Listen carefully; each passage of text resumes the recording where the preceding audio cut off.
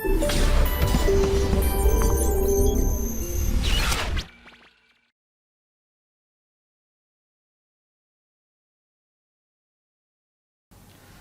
बच्चों, और बेटा लोग कैसे हो आप लोग?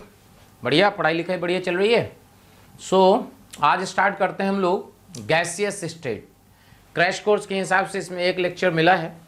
गैसियस स्टेट में देखिए दो पार्ट में गैसियस स्टेट पढ़ते हैं अपन, आइडियल गैस और real gas. Ideal gas PV equal to NRT आप कर लोगे।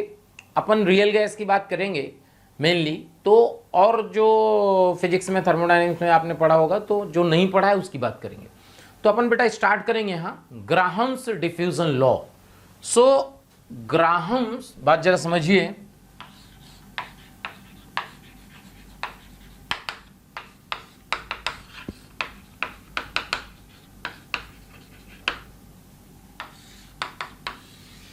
ग्राहम्स डिफ्यूजन लॉ क्या होता है, पहले समझो डिफ्यूजन क्या होता है। डिफ्यूजन का मतलब होता है एक गैस को आप क्या करना है, गैस को अगर आप रिलीज कर दो तो एक्सपांड कर जाती है, पूरा वॉल्यूम ऑक्यूपाई कर लेती है। स्प्रेडिंग ऑफ गैस कर सकते हैं, इज नोन एज डिफ्यूजन। जैसे स्प्रे आपको क्या करो, प्रेस करो तो जो गैस निकलती है वो दूर तक फैल जाती है, पूरा वॉल्यूम ऑक्यूपाई करती है, डिफ्यूजन है। और एक इफ्यूजन भी होता है, एक पिन होल से गैस लीक करना, वो क्या है बेटा, इफ्यूजन। क्लियर? होता क्या है कि जो ये बोला जाता है कि according to Graham's diffusion law, ये बोलते हैं कि at constant temperature and pressure, at constant temperature and pressure जो रेट ऑफ डिफ्यूजन होगा, रेट ऑफ डिफ्यूजन और इफ्यूजन प्रोपोर्शनल टू दिस। ये देखिए, inversely proportional to, clear, square root of molecular mass. यानी आर जो है, ध्यान सुनिएगा भाई, आर इस तरह डिपेंड करती है rate of diffusion eight constant temperature and pressure. तो यहां पे आप देखिएगा कि अगर दो कंडीशन ली जाए, दो गैसें ली जाए, तो R1 बाई R2 का वैल्यू M2 बाई M1 का अंडर रूट। ये देखिए, चेक करिए, क्लियर है बेटा? ये क्या है, कांस्टेंट टेम्परेचर एंड प्रेशर। अगर मान लीजिए दो गैसें हैं जो अलग अलग प्रेशर पे कंटेनर में हैं, आप यहां लिख सकते हो P1 by P2 under root, ये देखिए, क्या बात समझ में आ रही है? यानी बेसिकली रूल क्या है समझिएगा कि एट केवल कांस्टेंट टेम्परेचर कर दो, एट कांस्टेंट टेम्परेचर जो रेट ऑफ डिफ्यूजन है वो ऐसे होता है। ये देखिए, ये देखिए, अगर प्रेशर की बात नहीं की गई है तो हम दोनों गैसों का प्रेशर सेम मान लेंगे, तो P1 और P2 सेम हो जाएगा, तो R1 by R2 equal to under root M2 by M1 आ जाएगा। क्या कहानी क्लियर हो रही, देख लीजिए। तो ये जो है अपने को rate of diffusion effusion clear हुआ। सीधे क्वेश्चन आ जाता है डायरेक्ट। अब ध्यान देना, देखो ये तो एक जनरल आया, अब अलग अलग फॉर्मेट में रेट ऑफ डिफ्यूजन की बात करते हैं। जैसे देखिएगा,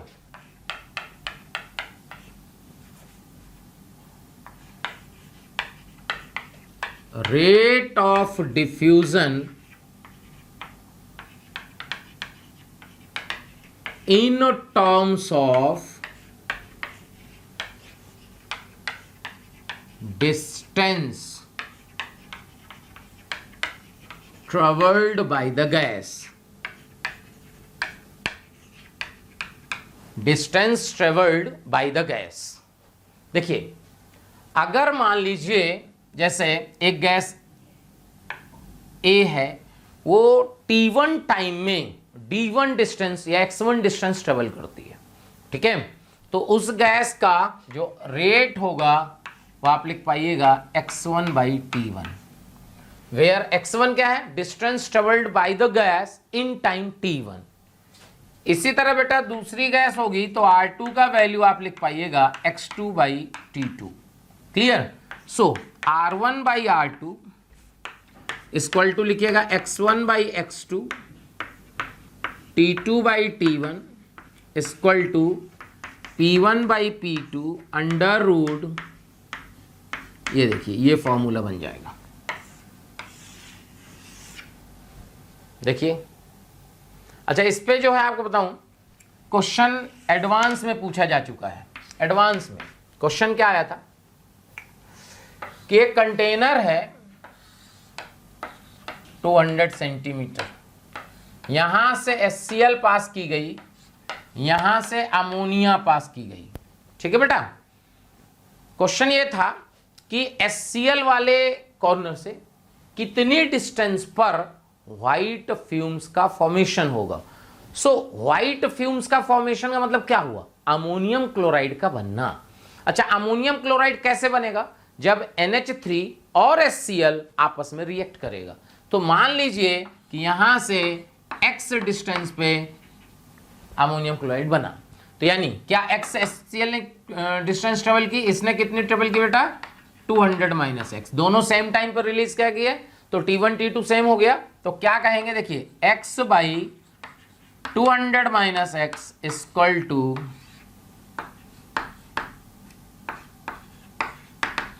ये देखिए एडवांस का क्वेश्चन है, ऐसे क्वेश्चन आता है। देखिए तो यहां से सॉल्व कर लेंगे तो अपने को क्या पता चल जाएगा बेटा? x की वैल्यू पता चल जाएगी, आंसर आ गया। देखिए तो डिस्टेंस के फॉर्म में कैसे कैसे अपने को जो है रेट निकालना है ये समझ में आया। अब देखो अगला, rate of diffusion in terms of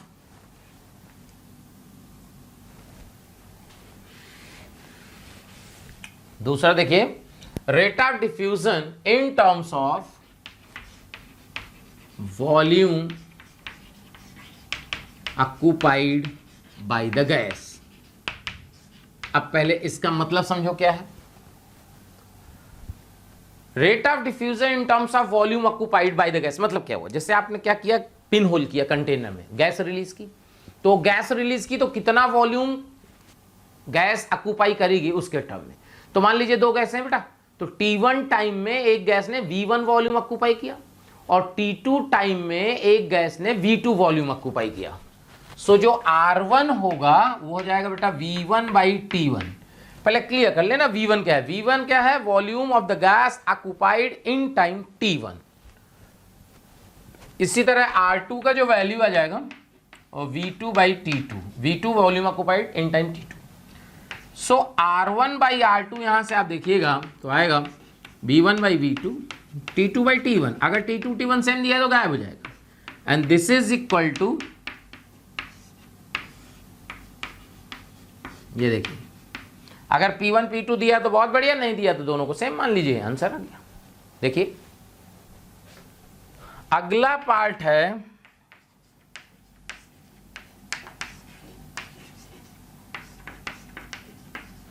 rate of diffusion in terms of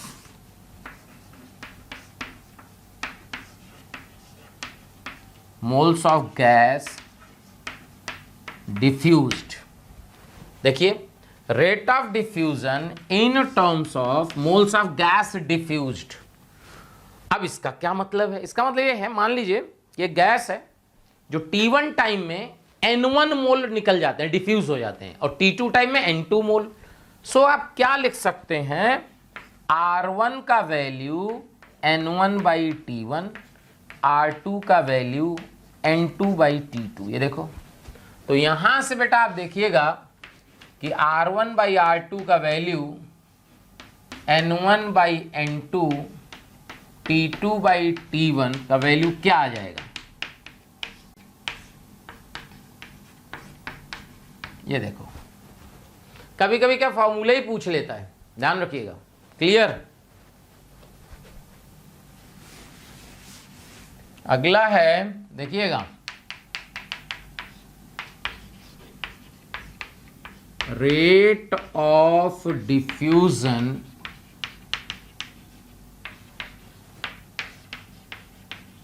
in terms of weight of gas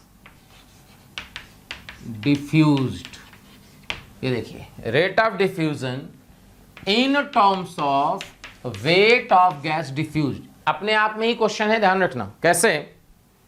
अभी थोड़ी देर पहले हमने पढ़ा कि R1/R2 का value N1/N2, T2/T1, P1/P2, M2/M1, M1 M2 molecular weight gas के हैं।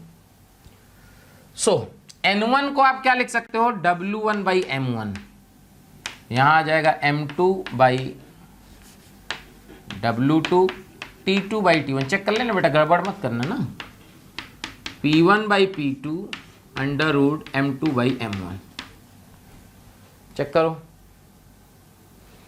क्लियर। पहले बताओ समझ में आया, देख लीजिए। तो यहां से देखो W1/W2, W1 क्या होगा, weight of gas diffused in time T1 into T2/T1 equal to P1/P2 √ ये देखो, ये अपने आप में ही क्वेश्चन है, क्यों, क्योंकि बाकी सब फॉर्मूले में √ M2/M1 आता है, यहां √ M1/M2 आता है, इसलिए ये अपने आप में एक क्वेश्चन है, ध्यान रखना, ठीक है बेटा। तो ये जो है अलग अलग फॉर्मेट में रेट ऑफ डिफ्यूजन है, क्लियर, देख लीजिए। क्या यहां से बात समझ में आ गई, इतनी बात क्लियर है। तो इसमें कभी कभी क्वेश्चन आ जाता है, क्वेश्चन देखो एक बार IIT में पूछा गया एडवांस में, क्या किया इन्होंने कि केमिकल इक्विलिब्रियम के क्वेश्चन को गैसियस स्टेट से मिलाया, ठीक है। ये बोला गया कि the degree of dissociation of Cl2, the degree of dissociation of Cl2, degree of dissociation of Cl2, ठीक है, was calculated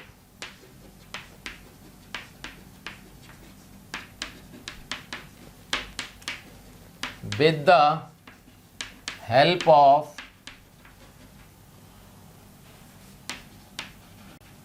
Graham's diffusion law.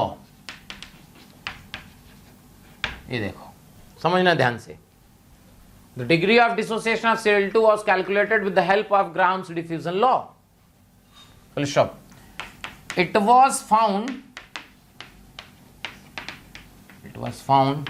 that mixture का मतलब दोनों मिला के बेटा ना, mixture diffuses 1.16 times, mixture diffuses 1.16 times as fast as krypton। Atomic weight दिया है इसका 83.8 दिया हुआ है, आपको दिया ही होता है, ठीक है। Find degree of dissociation of Cl2, ये क्वेश्चन है। देखिए बेसिकली ये केमिकल इक्विलिब्रियम का क्वेश्चन है और उसको मिलाया गया किससे, गैसियस स्टेट से। तो देखिए बात जरा समझिए, क्या गिवन है, क्या पूछा है। R मिक्सचर का वैल्यू दिया है 1.16 टाइम्स R क्रिप्टॉन, ये देखो ये दिया है। सो R mixture by R krypton 1.16, क्या इसको लिख सकते हैं, देखो प्रेशर की बात तो की नहीं, तो P1 P2 सेम मान लो, तो यहां आप लिख सकते हो √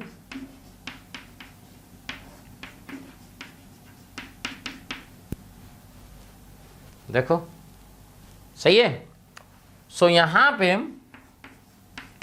1.16 का value 83.8 divided by M mixture. M mixture मतलब molecular weight of the mixture. अब आप क्या करो, देखो ये आईटी का क्वेश्चन एडवांस का, मतलब आप ये नहीं कह सकते कि एडवांस में कैलकुलेशन नहीं आता। देख लो तुम्हारे सामने, इसका स्क्वायर कर दो, इसका स्क्वायर करो। तो स्क्वायर करोगे आप तो कितना आएगा, 13456 equal to 83.8 by M mixture. ये देखो ये आया स्क्वायर करना, ठीक है। अब कहोगे इतनी जल्दी स्क्वायर कैसे कर दिए, टेक्निक है इसकी। क्या है टेक्निक है एक स्क्वायर करने की, अभी बता दूंगा, ठीक है। इसको वैदिक गणित बोलते हैं बेटा, वैदिक मैथ्स। सो क्या करना है अब कि यहां से हम लोग बेटा क्या कर लेंगे, एम मिक्सचर निकाल लेंगे, यानी मोलिकुलर वेट ऑफ मिक्सचर निकाल लिए। देख लो एक ही अननोन है, यहां से मोलिकुलर वेट ऑफ मिक्सचर आ जाएगा, देखो आ जाएगा ना। और एक बार मोलिकुलर वेट ऑफ मिक्सचर निकाल लिए फिर खत्म, आंसर आ गया। कैसे भाई, Cl2 से 2Cl रिएक्शन है, इसका 1 मोल मान लो, 1 minus alpha 2 alpha. So moles of mixture क्या होगा, मोल्स ऑफ मिक्सचर जो होगा वो आएगा 1 प्लस अल्फा। सब जोड़ दो। अच्छा आपको अगर आपको याद हो केमिकल इक्विलिब्रियम में पढ़े थे कि कैसे कैसे हम लोग वेपर डेंसिटी से डिग्री ऑफ डिसोसिएशन निकालते हैं, मास कंजर्व करा के। मास कंजर्व कैसे कराते हैं, mass of Cl2 at T equal to 0 equal to mass of mixture. क्यों, मास तो वही रहेगा, कुछ भी कर लो। सो देखो Cl2 का बिगिनिंग में कितना मोल था 1, तो 1 इंटू 71। मिक्सचर का मोल है बेटा 1 plus alpha into M mixture, moles into molecular weight. M mixture निकाल चुके हैं, अल्फा निकल आएगा। देखो समझ में आया, यहां से अपन अल्फा सॉल्व कर लेंगे। ये है आपका क्वेश्चन, ग्राम डिफ्यूजन लॉ क्वेश्चन है। देखिए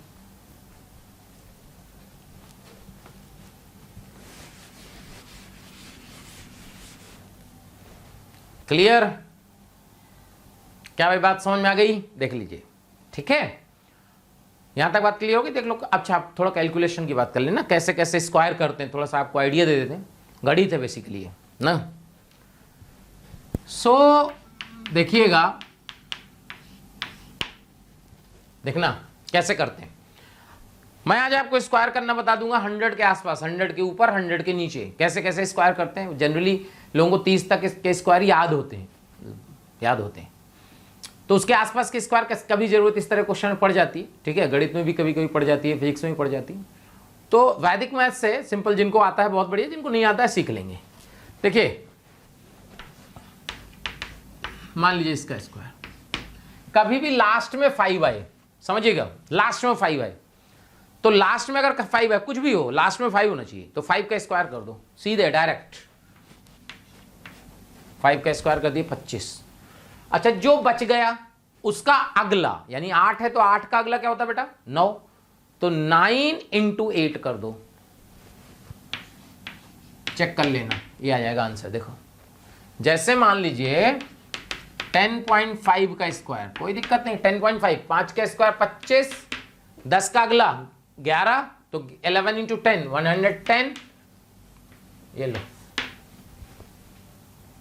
बोलो, तो 5 वाला तो समझ में आ गया ना। जैसे देखो, ये देखो, इसको देख लो, जल्दी बताओ, वैसे तो याद होगा, ऐसे जो मेथड मैंने बताया उसको करके देखो। 5 का स्क्वायर 25, 2 का अगला 3 6, ये लो, यही तो पढ़े थे, याद करो। तो ये तो बहुत आसान है, ये तो मैक्सिमम लोगों को पता होता है। अब हम लोग और आगे बात करते हैं, जैसे 106 का स्क्वायर, तो बेस हमने क्या मान लिया बेटा 100। अच्छा कुछ लोग कहना 106 का स्क्वायर, इसमें क्या है, 100 प्लस 6 कर देंगे, a प्लस बी का होल स्क्वायर हो गया, a square plus b square plus 2ab लगा देंगे, आंसर आ गया। बेटा जितनी देर में तुम a square plus b square plus 2ab करोगे, फिर उनको जोड़ोगे ना, उतनी देर में तो आप मल्टीप्लाई करके कोई लिख लेगा ना। ये नहीं करना, करना क्या है, 106 का स्क्वायर, तो बेस अपन 100 माने, तो 100 से ये कितना ज्यादा है 6, कितना ज्यादा है 6, ध्यान सुनिएगा। तो जितना ज्यादा है उसका स्क्वायर कर दो। 6 ज्यादा था, 6 का स्क्वायर 36। ध्यान रखना पहले 2 डिजिट आने चाहिए, क्यों, अगर 2 डिजिट नहीं है तो 0 लगा देंगे, अभी वो भी करके बता देंगे। अच्छा 106 कितना ज़्यादा था बेटा 6, तो जितना ज़्यादा था ना उतना और ऐड कर दो, तो 106 + 6 मिला लो, मिला लो। जैसे 102 का स्क्वायर, तो देखो 2 का स्क्वायर किया 4 आया, बट इसमें तो एक ही है तो 0 लगा दिए, देखिए। और 102 + 2, ये देखो, मान लीजिए आपको 117 का स्क्वायर करना है, 117, कोई दिक्कत नहीं। 100 से कितना ज्यादा है 17, 100 से कितना ज्यादा बेटा 17, तो 17 का स्क्वायर कितना होता है, मतलब आप ऐसा समझ लो उन सभी के स्क्वायर आप कर सकते हो जिनका स्क्वायर आपको पता है, मतलब 100 के ऊपर जितने भी हैं जहां तक पता है।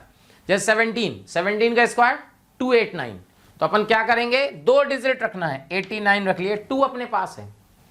117 + 17 134, और 2 कैरी रखे थे तो 136। चेक करो, अभी हमने जो स्क्वायर किया था याद करो, ये इसी का तो किए थे, चेक करो, चेक करो जल्दी से क्या होगा। 116 के स्क्वायर 256, 56 रख लिए, 2 कैरी है। 116 + 16 134, 132, 32 में 2 जोड़ दोगे तो 134, और 0.4 डिजिट, ये लो, ये देखो डायरेक्ट। अच्छा मान लीजिए नीचे का आता 100 से 94 का स्क्वायर, कोई दिक्कत नहीं, कितना कम है 100 से, कितना कम है, बोले कितना कम है, 6 कम है भाई, कितना कम है, कितना कम है 6 का स्क्वायर कर दो 36, चेक करो। और कितना कम था 6, तो 6 इसमें और माइनस कर दो तो क्या हो जाएगा, ये देखो, चेक करो, बोलो कर लोगे, नहीं कर पाओगे, चेक कर लो बेटा, क्लियर। जैसे एक चेक कर लेते हैं जो तुम्हारे को आता है, 95 का स्क्वायर, चेक करो, तो कितना कम है 5 का स्क्वायर किए 25 आया, ठीक है, और 95 में से 5 माइनस कर दीजिए, ये देखो। अब पहले वाले मेथड से कर लो, 5 का स्क्वायर 10, 90, देखो समझ में आया, आ गया तो बहुत बढ़िया, नहीं आया तो अपने सिलेबस में तो है नहीं, अपनी केमिस्ट्री का काम है मैथ से, तो ठीक है बेटा आगे बढ़ते हैं।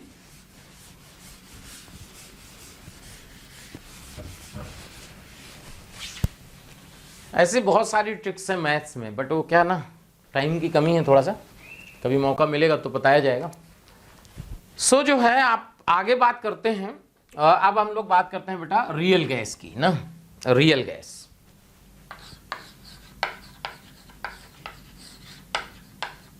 रियल गैस, अच्छा रियल गैस एग्जैक्टली में क्या होती है, देखो आइडियल गैस तो आपको पता है, आइडियल गैस कब होती है, देखो PV = nRT, ideal gas equation कब होता है, ideal gas equation PV = nRT is valid eight low pressure and high temperature, ध्यान रखना, ideal gas equation PV = nRT is valid only at low pressure and high temperature, ध्यान रखना, low pressure high temperature पे equation valid है, लेकिन अगर हमने high pressure कर दिया, लो टेम्परेचर कर दिया, हाई प्रेशर हाई टेम्परेचर कर दिया, तो फिर वो काम नहीं करेगी, देख लो। दूसरी बात आपने फिजिक्स में बेटा पढ़ा होगा एजम्पशन ऑफ गैस, केटीजी में काइनेटिक थ्योरी ऑफ गैस में, उसमें क्या होता है, आइडियल गैस के एजम्पशन क्या है, देखो वैसे ऐसे बता देते हैं क्योंकि आपने सब पढ़ा होगा। ये मानते हैं कि जो आइडियल गैस हम लोग मानते हैं उनमें क्या होता है कि जो गैस का खुद का वॉल्यूम होता है ना वो निग्लेजिबल होता है, इसीलिए हमने देखा होगा कि कभी भी PV = nRT में जो V होता है वो हम पूरे कंटेनर का ले लेते हैं, याद करो, जबकि कायदे से नहीं लेना चाहिए, कायदे से तो नहीं लेना चाहिए भाई।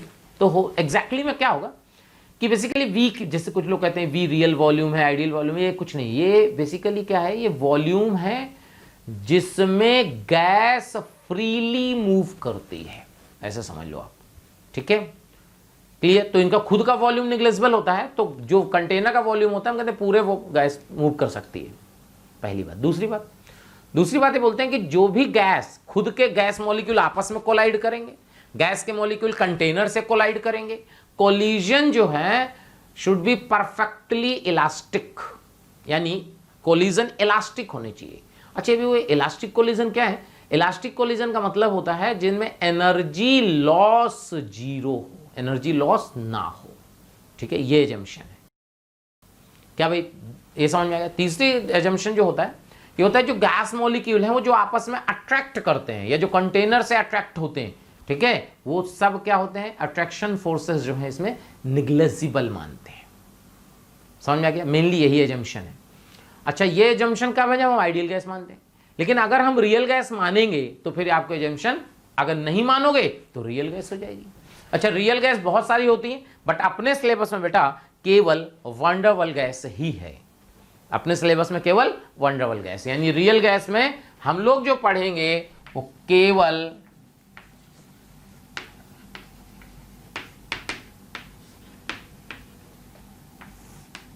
वंडरवल गैस। क्लियर? आपने को ये पढ़ना है। अब ये होता क्या है, इसमें कैसे कैसे निकाला जाए, तो इसमें दो तरह के बेटा करेक्शन आएंगे, एक वॉल्यूम करेक्शन और एक प्रेशर करेक्शन। तो देखो बात जरा समझी जाए, पहला आता है वॉल्यूम करेक्शन। अब ये यार, ये वॉल्यूम करेक्शन का क्या मतलब है समझो। देखो, अगर हम रियल गैस माने, यानी रियल गैस मानेंगे, तो जो गैस का खुद का वॉल्यूम है, सेल्फ वॉल्यूम ना, खुद का वॉल्यूम है, वो निग्लेजिबल नहीं है। अगर निग्लेजिबल नहीं है, ऐसे सोचो ध्यान से कि ये कंटेनर है जिसका वॉल्यूम है, वॉल्यूम आपका दिया है V। अगर आइडियल गैस है तो ये क्या गैस पूरे कंटेनर में घूम सकती है, तो इसका वॉल्यूम हम V लेते हैं। लेकिन अगर रियल गैस है, रियल गैस है, इसका मतलब उस गैस मॉलिक्यूल का खुद का वॉल्यूम भी कंसीडर करना है। अगर गैस मॉलिक्यूल का खुद का वॉल्यूम कंसीडर करना है तो भाई कुछ ना कुछ स्पेस तो ऑक्यूपाई करेंगे गैस मॉलिक्यूल। तो अगर हम ये कहें, देखो, अगर इन सारे मॉलिक्यूल्स को अपन एक साथ कर दें तो क्या लगभग थोड़ा इतना वॉल्यूम गैस ऑक्यूपाई कर लेगी, यानी क्या इतनी वॉल्यूम में ही गैस फ्री मूव करेगी। यानी रियल गैस के लिए जो फ्री वॉल्यूम अवेलेबल होगा, समझो वो कितना होगा, ये पूरे में से इतना माइनस करो, यानी ये पूरा वॉल्यूम V है और ये मान लीजिए आप V1 है मान लीजिए, क्लियर। तो available volume for free movement, clear. अगर हम ये कहें कि available volume for free movement, ये होगा आपका V माइनस B1। चेक करो, क्लियर। क्योंकि PV इक्वल टू एनआरटी में, PV इक्वल टू एनआरटी में जो V होता है वो वही वॉल्यूम होता है जिसमें गैस फ्रीली मूव करती है। देखो क्लियर है? क्लियर। तो अगर हम रियल गैस को आइडियल की तरह बिहेव करेंगे तो ये वॉल्यूम हो जाएगा V, यानी ये बेसिकली एक प्रकार से V आइडियल है, ध्यान रखना, V आइडियल है, V माइनस B1। ये रियल वॉल्यूम नहीं, कुछ लोगों को कंफ्यूजन हो जाता है कि B minus B1 real volume है। रियल वॉल्यूम नहीं है, ये आइडियल वॉल्यूम है जिसके लिए रियल गैस अगर आइडियल बिहेवियर शो करे तो इतना वॉल्यूम अवेलेबल होगा जिसमें वो फ्रीली मूव करेगी। कंफ्यूजन नहीं होना चाहिए भाई, देख लो। सो जो है ये बात क्लियर हो गई। अब अगर अपन कहें यार B1 है क्या एग्जैक्टली में, कैसे निकलेगा, तो देखो बात जरा समझो। अच्छा, गैस जो है बेटा कहीं ऐसा तो है नहीं कि एक मॉलिक्यूल है, इनफाइनाइट मॉलिक्यूल्स हैं गैस के। कितने मॉलिक्यूल्स हैं? इनफाइनाइट। सो अगर हम दो मॉलिक्यूल की बात करें कि दो मॉलिक्यूल कैसे कंटेनर में घूम रहे होंगे, तो क्या ऐसे घूम रहे होंगे, देखो क्योंकि इनफाइनाइट मॉलिक्यूल है, दूर दूर तो हो ही नहीं सकते, एक दूसरे के ऊपर ऐसे घूम रहे हो। अच्छा, आप केवल 2 मॉलिक्यूल देख रहे हो, ऐसे देखो ये मॉलिक्यूल घूमेगा ऐसे ही, तो एक प्रकार से देखना, ये देखो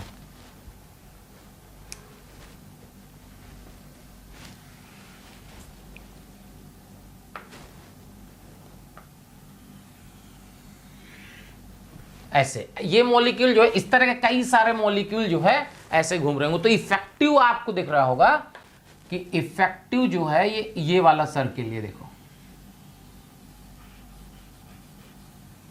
ये, और इसका रेडियस हो जाएगा, ये आर है, ये आर है, तो ओवरऑल रेडियस हो जाएगा 2r। यानी 2 मॉलिक्यूल अगर हम ये देखें कि इतना वॉल्यूम खुद का ऑक्यूपाई कर रहे होंगे, क्योंकि मॉलिक्यूल तो बहुत सारे हैं, तो इस तरह का आपको दूर से देखोगे ना तो ऐसा सर्किल ऐसा नजर आएगा, अगर आप ना समझ में आ रहा है, क्लियर, माइक्रोस्कोप से देखेंगे अगर तो आपको ऐसा नजर आएगा। तो यानी अगर वॉल्यूम देखें हम, volume occupied by 2 molecules, this is equal to 4/3 pi 2r का क्यूब, तो यहां से आ जाएगा 8 × 4/3 पाई r क्यूब, ये देखो। सो अगर हम ये कहें वॉल्यूम ऑक्यूपाइड बाई 1 मॉलिक्यूल, 2 से डिवाइड कर देंगे तो 4 × 4/3 पाई r क्यूब, इफेक्टिव मतलब एग्जैक्ट नहीं है लेकिन लमसम इतना वॉल्यूम। सो इतना वॉल्यूम एक मॉलिक्यूल ऑक्यूपाई कर लेगा कंटेनर का। सो अगर हम ये कहें ध्यान से, volume occupied by 1 mole, 1 mole का मतलब बेटा Na मॉलिक्यूल्स ना, volume occupied by 1 mole equal to आ जाएगा 4 × 4/3 pi r cube into Avogadro number, इसी को बोल देते हैं B। और अगर n मोल होंगे तो ये Nb हो जाएगा, 1 मोल में B, तो ये B कौन सा वॉल्यूम है, जो वॉल्यूम गैस मॉलिक्यूल कंटेनर का ऑक्यूपाई कर रहा है। यानी अवेलेबल वॉल्यूम कितना होगा फ्री के लिए,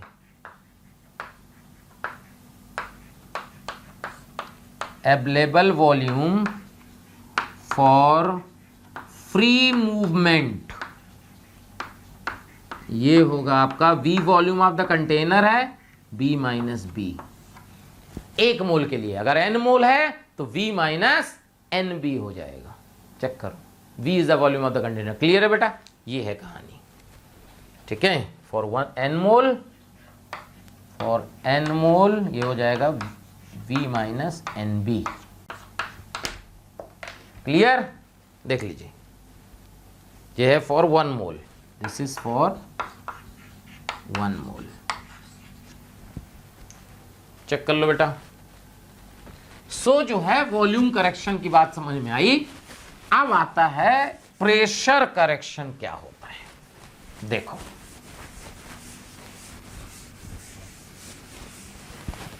अगर बात की जाए बेटा प्रेशर करेक्शन,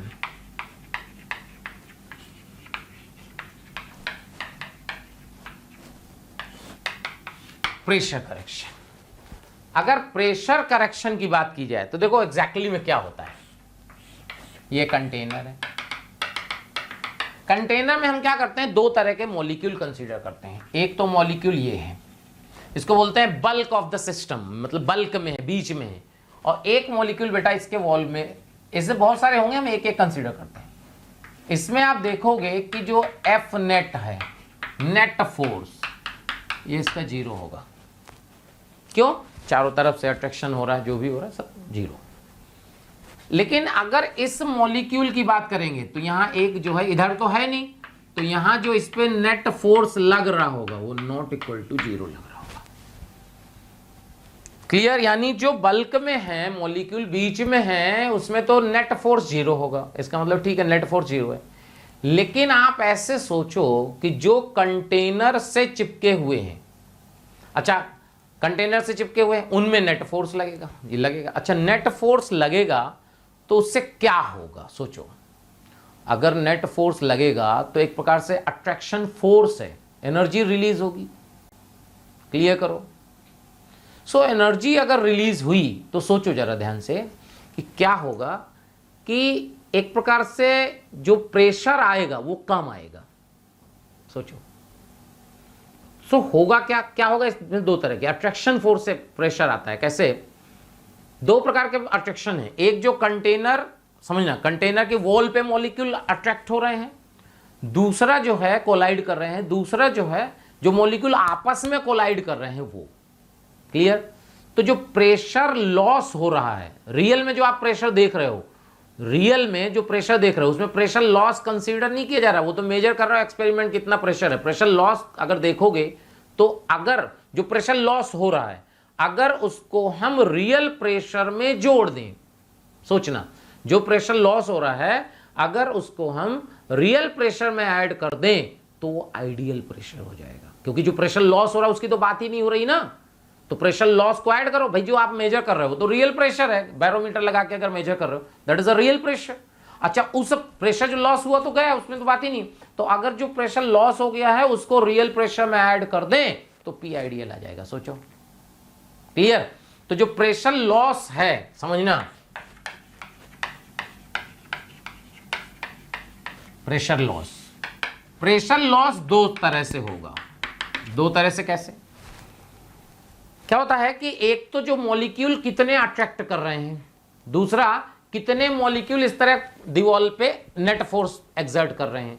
तो ये चीज किस पे डिपेंड करेगी? सोचो, जितने number of molecules per unit volume होंगे उतना ज्यादा कोलिजन होगा, और जितने number of molecules per unit volume होंगे उतना ही प्रोबेबिलिटी होगी कि वो कंटेनर की वॉल पे चिपके हुए हैं। यानी दो तरह से होगा, एंड दोनों जो है n/v के प्रोपोर्शनल आएगा। चेक करो, n क्या है? Number of moles per unit volume. यानी बेसिकली प्रेशर लॉस दो तरह से है। प्रेशर लॉस दो तरह से कैसे? नंबर ऑफ कोलिजन्स, ठीक है, between the molecules, and number of molecules present on the wall of the container, and दोनों ही डायरेक्टली प्रोपोर्शनल हैं मोल्स पर यूनिट वॉल्यूम के। यानी जो P डैश है प्रोपोर्शनल टू, दोनों को मल्टीप्लाई कर देंगे, n² / v² आ जाएगा। तो यहां से जो प्रेशर लॉस है वो an² / v² आ जाएगा। सो जो आइडियल प्रेशर है, ध्यान सुनिएगा, P ideal equal to P real plus P dash. यानी P रियल को P मान लें तो P प्लस an² / v²।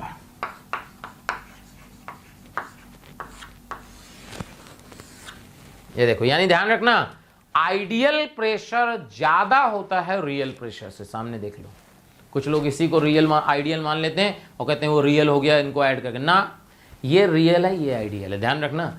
अच्छा, यानी आपको एक प्रकार से ऐसे सोचो कि आपको क्या क्या मिल गया, P आइडियल मिल गया और V मिल गया फ्री वाला, तो दोनों को PV = RT में रख दो। तो van der Waals gas equation जो बन जाएगी, समझिएगा, जो van der Waals gas equation बनी वो क्या बनी समझिएगा।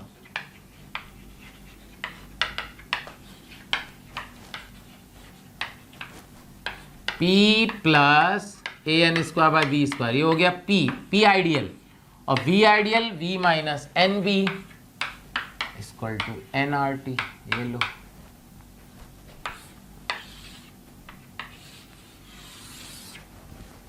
क्लियर? ये ध्यान रखना, ये अवेलेबल वॉल्यूम होता है, आइडियल रियल इसमें मतलब नहीं होता, ये बेटा अवेलेबल वॉल्यूम होता है। क्लियर? एक तो ये आया। दूसरा जो रियल गैस और लिख सकते हैं जनरलाइज फॉर्म में। रियल गैस इक्वेशन जो है ऐसे लिखते हैं, PV = ZRT, 1 मोल के लिए, for 1 mole of gas, PV = ZRT, where Z is the compressibility factor. Z क्या है? कंप्रेसिबिलिटी फैक्टर, ठीक है, Z compressibility factor, CF। Clear? Z जो है CF, compressibility factor. So if पढ़े होगे, थोड़ा मोड़ा तो जानते ही होगे, इफ जेड इक्वल टू 1 हो जाता है तो ये आइडियल गैस हो जाता है, और जेड ग्रेटर देन 1 होता है तो ये रियल गैस होता है, real gas with positive deviation.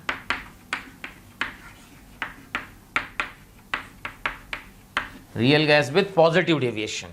And Z जब लेस देन 1 होता है तो ये होता है real gas with negative deviation ideal gas के रेस्पेक्ट में। ये देखिए, क्लियर, समझ में आया? देख लीजिए, अभी आगे बात करते हैं।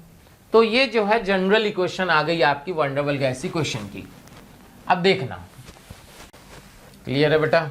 अब देखो,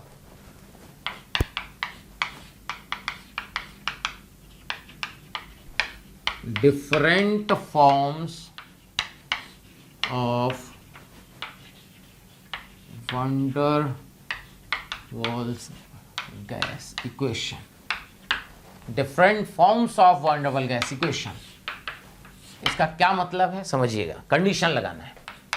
पहली कंडीशन, ठीक है, एट लो प्रेशर, अगर प्रेशर बहुत कम हो, तो अगर आप याद हो, आपको बताया गया था कि अगर लो प्रेशर हो और टेम्परेचर हाई हो जाए तो आइडियल गैस हो जाती है। चेक करते हैं एट लो प्रेशर। तो देखो होगा क्या, ध्यान दीजिएगा, P plus a N square by v square V minus n b equal to N R T. It is a van der Waals gas equation. At low pressure volume जो होगा relatively ज्यादा होगा। अगर वॉल्यूम ज्यादा है, check करना बेटा, तो V माइनस एन बी लगभग V के बराबर आ जाएगा, क्योंकि अगर V ज्यादा है तो ये तो गैस मॉलिक्यूल का खुद का वॉल्यूम है जो कि बहुत कम है, तो ये V के रेस्पेक्ट में निगलेक्ट हो जाएगा। तो यहां पे आ जाएगा, देखिएगा, PV से मल्टीप्लाई कर दिया, A N square by V equal to N R T. N का वैल्यू 1 रख दें, 1 मोल के लिए निकालते हैं, PV equal to R T minus A by v. Check कर लो बेटा। अब आप क्या करो, ध्यान से, आप इसमें क्या करो बेटा, RT से डिवाइड कर दो। So PB by R T equal to क्या हो जाएगा, 1 minus A by we R T. ये देखो, और अगर यहां PB बाई आर टी को हम Z लिख दें, ये देखो, चेक करो, Z का value 1 minus A by we R T. यानी अगर प्रेशर लो है और टेम्परेचर भी कम है तो ये value a by we R T बढ़ जाएगा, तो इसका मतलब जेड लेस देन 1 हो जाएगा। समझ में आ रहा है? लेकिन अगर कहा जाए कि eight low pressure and high temperature, temperature ज्यादा है, जब टेम्परेचर ज्यादा है तो ए बाई वी आर टी का वैल्यू वी भी ज्यादा था, ठीक है, टी भी ज्यादा हो गया, तो क्या ये क्वांटिटी बहुत कम हो जाएगी, तो क्या जेड का वैल्यू 1 हो जाएगा। चेक करो बेटा, अगर जेड का वैल्यू 1 हो गया तो आइडियल गैस आ जाएगी, जो कि हमने पहले ही पढ़ा था कि अगर लो प्रेशर हाई टेम्परेचर है तो गैस आइडियली बिहेव करती है। चेक कर लो, V ज्यादा था, T भी बढ़ा दिए, तो ये क्वांटिटी क्या हो गई भाई, नीचे क्वांटिटी बहुत बढ़ गई, तो 1 A by we R T बहुत बढ़ गया, मतलब बहुत कम हो गया, तो 1 के रेस्पेक्ट में बेटा निगलेक्ट हो गया, जेड का वैल्यू 1 आ गया। देख लो, चेक कर लो, क्लियर? और एक बात समझना, ये जो होता है, ये वाला टर्म, ये इतना, ये अट्रैक्शन फोर्स को बताता है। किसको डिनोट करता है बेटा? क्योंकि ये करेक्शन कहां से आता है, अट्रैक्शन फोर्स से, और ये जो है ये बताता है आपका रिपल्सिव फोर्स। क्लियर? ये रिपल्सिव फोर्स से आता है।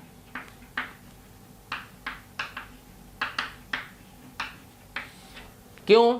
क्योंकि अगर मान लो अट्रैक्शन ज्यादा है तो V का वैल्यू जो इनका इंडिविजुअल वॉल्यूम है वो कम होगा, रिपल्शन ज्यादा है तो बढ़ जाएगा। क्लियर? देख लीजिए, डायरेक्ट ही क्वेश्चन पूछेगा एडवांस में कि अट्रैक्शन फोर्स को कौन सा टर्म डिनोट करता है, तो an²/v², एडवांस का क्वेश्चन है। ठीक है, दूसरा टर्म है at high pressure, at high pressure. So P plus an²/v², v minus NB equal to nRT। Check करो बेटा, एट हाई प्रेशर में ये वैल्यू निगलेक्ट हो गई, ये हाई है, ए का वैल्यू कमी होता है, निगलेक्ट हो गया। सो यहां से आ गया PV plus minus PB, n का वैल्यू 1 रख देते हैं बेटा, ठीक है, RT n इक्वल टू 1 रख दिए। सो यहां से PV का वैल्यू RT प्लस PB, देखो PV RT से डिवाइड करो, PB/RT का वैल्यू आया 1 प्लस कितना आया, PV/RT। चेक करो, तो Z का वैल्यू 1 प्लस PB/RT।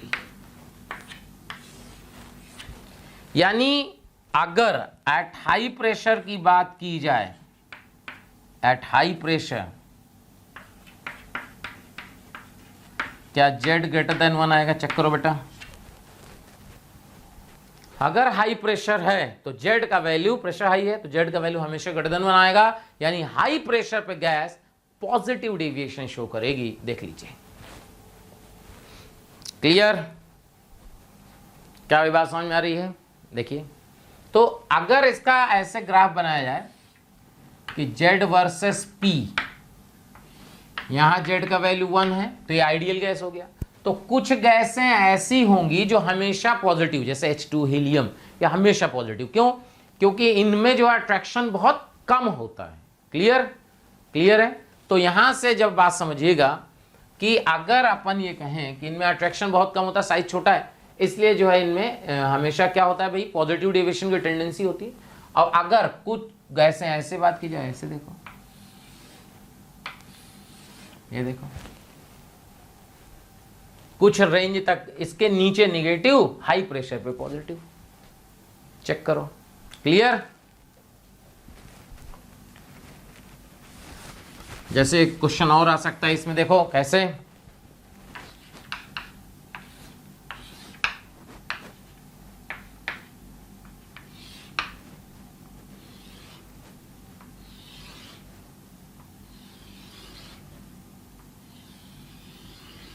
ऐसे ग्राफ बना दिया, ठीक है बेटा। यहां पे T1, T2, T3, T4 किसी एक ही गैस के ग्राफ है ना, और आपको कंपेयर करना है T1, T2, T3, T4। Check करो, T1, T2, T3, T4 compare करना है। सो देखो, इसमें पहली बात तो निगेटिव डेविएशन है। क्लियर? अगर ये देखा जाए कि भाई अगर निगेटिव डेविएशन है सो क्या होगा, देखो अभी थोड़ी देर पहले पढ़े थे हम लोग कि Z का वैल्यू आया था 1 माइनस A/VRT, याद आ रहा है, लो प्रेशर पे।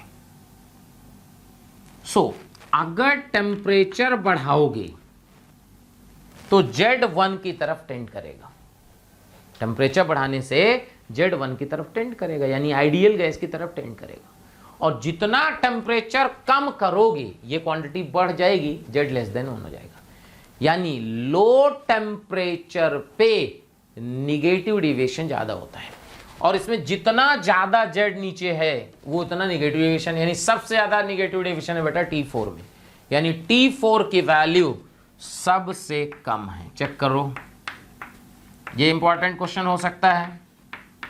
ये देखो, ये देखो, ऐसे क्वेश्चन आ जाते हैं एग्जाम में, ध्यान रखना। Clear?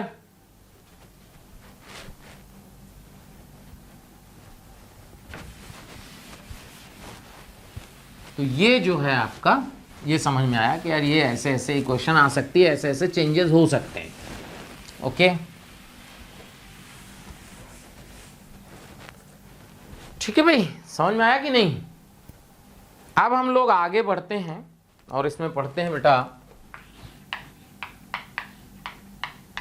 Critical constant. Critical constant, अभी वो यार क्रिटिकल कांस्टेंट क्या होता है? तो देखो, एक टर्म होता है लिक्विफिकेशन ऑफ गैस। तो लिक्विफिकेशन क्या होता है? जितना ज्यादा गैस मॉलिक्यूल में अट्रैक्शन होगा उतना लिक्विफाई होने का चांस ज्यादा होगा। क्लियर? एक बात और ध्यान रखना, जो ये ए और बी यूज हुए बेटा, a and b are known as van डबल कांस्टेंट। इनका यूनिट भी निकाल सकते हैं आप, कभी कभी जेईई मेन में यूनिट ही पूछ लेता है। ठीक है, सो कैसे निकालते हैं? अब ये क्रिटिकल कांस्टेंट क्या है ना, तो क्रिटिकल कांस्टेंट का मतलब क्या होता है? इसमें 3 टर्म आएंगे।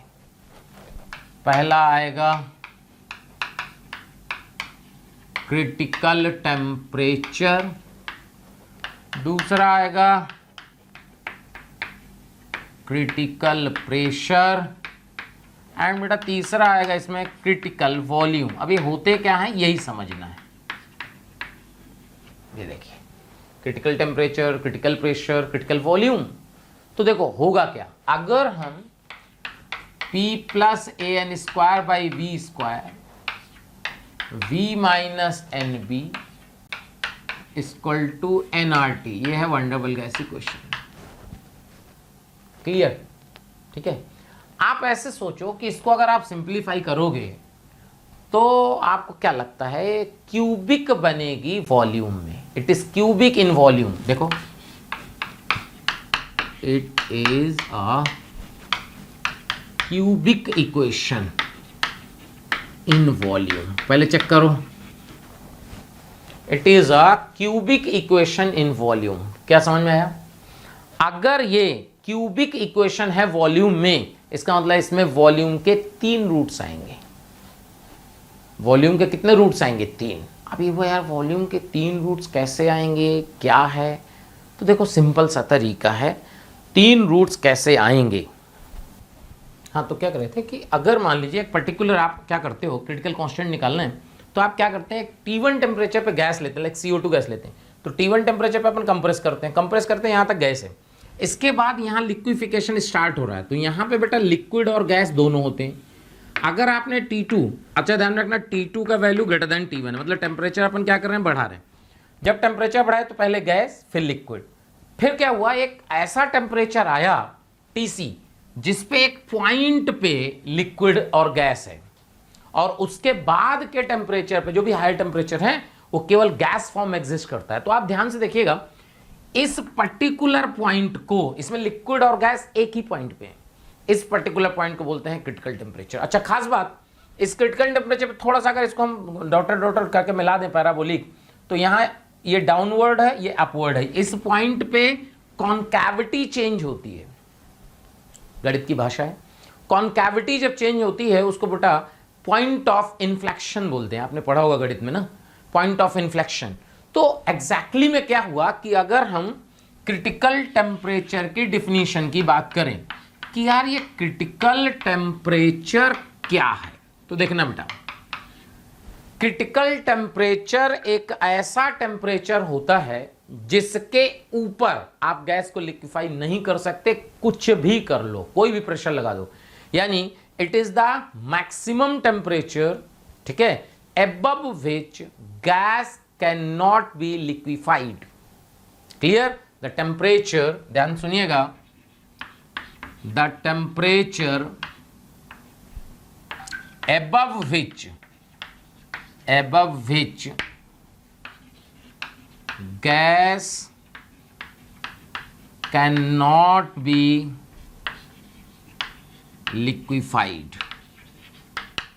ध्यान से, the temperature above which gas cannot be liquefied is known as, gas cannot be liquefied under any pressure, under any pressure, मतलब कितना भी प्रेशर लगा दो गैस को आप लिक्विफाई नहीं कर सकते। यानी the temperature above which gas can not be liquefied under any pressure is known as critical temperature. ये देखिएगा, यानी कहने का मतलब ये कि एक ऐसा टेम्परेचर जिसके ऊपर गैस लिक्विड में कन्वर्ट ही नहीं हो सकती, उसे हम बोलते हैं क्रिटिकल टेम्परेचर। और इस क्रिटिकल टेम्परेचर पे ध्यान रखना, पॉइंट ऑफ इन्फ्लेक्शन आता है। अच्छा, पॉइंट ऑफ इन्फ्लेक्शन होता क्या है? एट पॉइंट ऑफ इन्फ्लेक्शन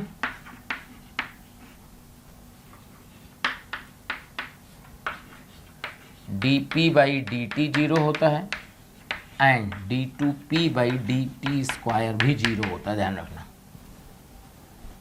गणित है और कुछ नहीं है। देखिए अब इसके बाद, अभी समझते हैं इसको, इसके बाद आता है बेटा क्रिटिकल प्रेशर क्या होता है।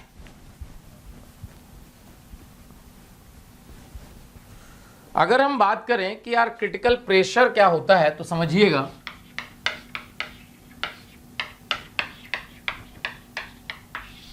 क्रिटिकल प्रेशर तो कहेंगे एट क्रिटिकल टेम्परेचर, समझिएगा eight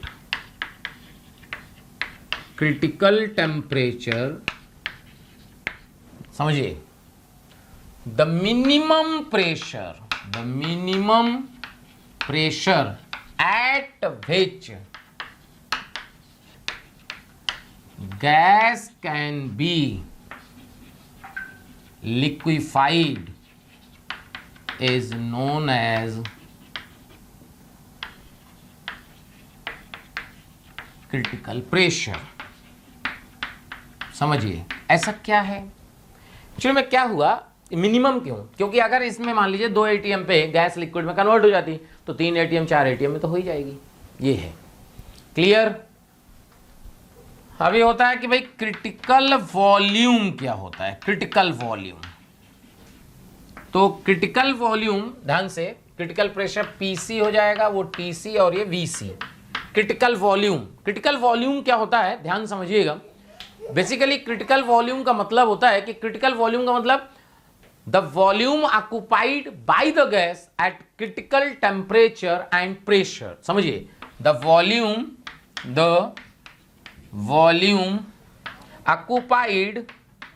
volume occupied by the gas at critical temperature and pressure is known as critical volume। समझिएगा, ये है critical temperature, critical pressure, critical volume. अब इनका क्या मतलब होता है समझिए।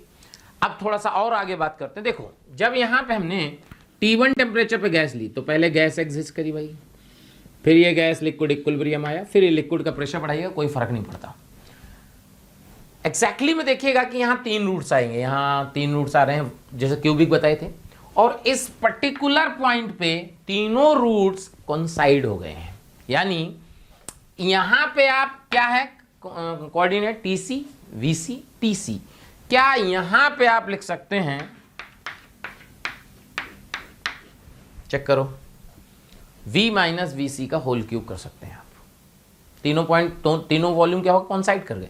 अच्छा तो यहां से एक क्यूबिक बनेगी और एक क्यूबिक आप बनेगी कहां से, van der Waals gas equation से।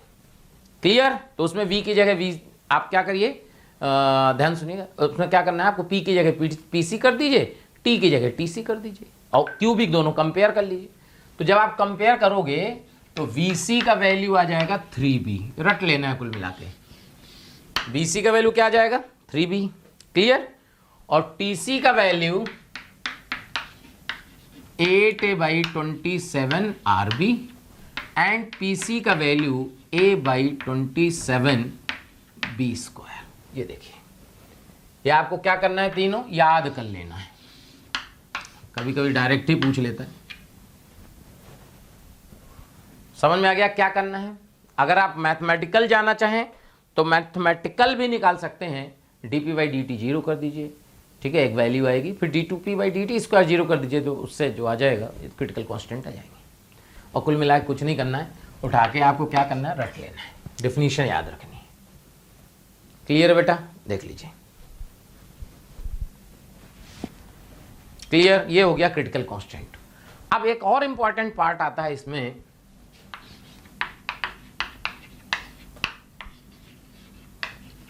Viral equation. ये बहुत इंपॉर्टेंट है, इससे क्वेश्चन आता है एग्जाम में, आ भी चुका है आईआईटी में, एडवांस में आ चुका है। वायरल इक्वेशन दो होते हैं, एक होता है इन टर्म्स ऑफ वॉल्यूम, एक होता है इन टर्म्स ऑफ प्रेशर। तो होता क्या है, पहला इन टर्म्स ऑफ वॉल्यूम, ये होता है बेटा z equal to 1 plus B by v plus c by v square plus d by v cube, ऐसे ऐसे चलता जाता है। ये है वायरल इक्वेशन। वेयर बी को बोलते हैं, वी को क्या बोलते हैं, बी को बोलते हैं second viral coefficient, second viral coefficient. इसी तरह सी को थर्ड, डी को फोर्थ। अच्छा फर्स्ट क्यों, फर्स्ट तो कांस्टेंट हो गया ना, 1 है। क्लियर है बेटा, तो यहां से सेकेंड वायरल कोफिशिएंट। अच्छा क्वेश्चन पता क्या आया था एग्जाम में, क्वेश्चन ये आया था कि v का वैल्यू क्या होगा, सेकेंड वायरल कोफिशिएंट क्या होगा। दूसरा होता है इन टर्म्स ऑफ प्रेशर। अच्छा in terms of pressure, volume वाला पूछ चुका है, प्रेशर वाला नहीं पूछा। तो ये z इक्वल टू होता है 1 plus a1p a2p square a3p cube, इस तरह। यहाँ पे a1 सेकेंड वायरल कोफिशिएंट हो जाएगा। ठीक है बेटा, सो हम लोग फर्स्ट की बात करेंगे कि भाई सेकेंड वायरल कोफिशिएंट कैसे निकाला जाए। सो सेकेंड वायरल कोफिशिएंट निकालने के लिए देखिए,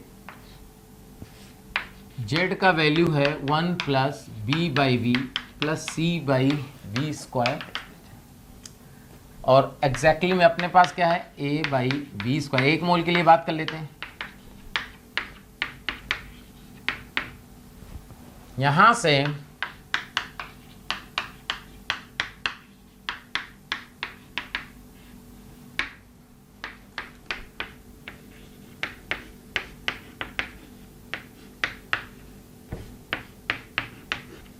b से मल्टीप्लाई कीजिए, P V equal to R T, यहाँ v से मल्टीप्लाई कॉमन ले लेंगे b, तो 1 माइनस बी बाई वी हो जाएगा। देख लेना भाई, ना समझ में आया तो पूछना। अच्छा पूछोगे कैसे, ठीक है। So P B by R T से डिवाइड, तो 1 माइनस बी बाई बी का power -1 minus A by we R T. ये देखो, ये बेटा हो गया z।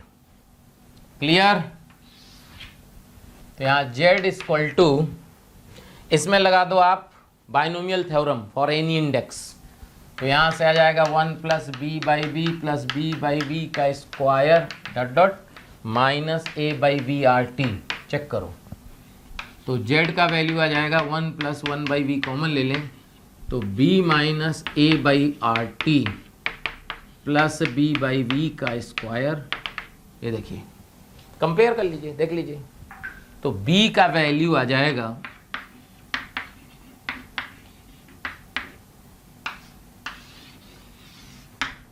ये देखिए। क्लियर, देख लो, समझ में आया, क्लियर। अच्छा सोचो, ये क्योंकि b ज़्यादा है तो ये सब जो है b बाई वी का स्क्वायर सब निगलेक्ट हो जाएंगे, और अगर ये वाला टर्म 0 हो जाए तो z का वैल्यू 1 हो जाएगा। यानी फॉर आइडियल गैस b का वैल्यू क्या करते हैं, 0, यानी b minus A by R T का वैल्यू 0। चेक करो, यानी यहाँ से क्या आ जाएगा, b equal to a by R T, तो यहाँ से t का वैल्यू आ जाएगा, चेक करो, a बाई आर बी।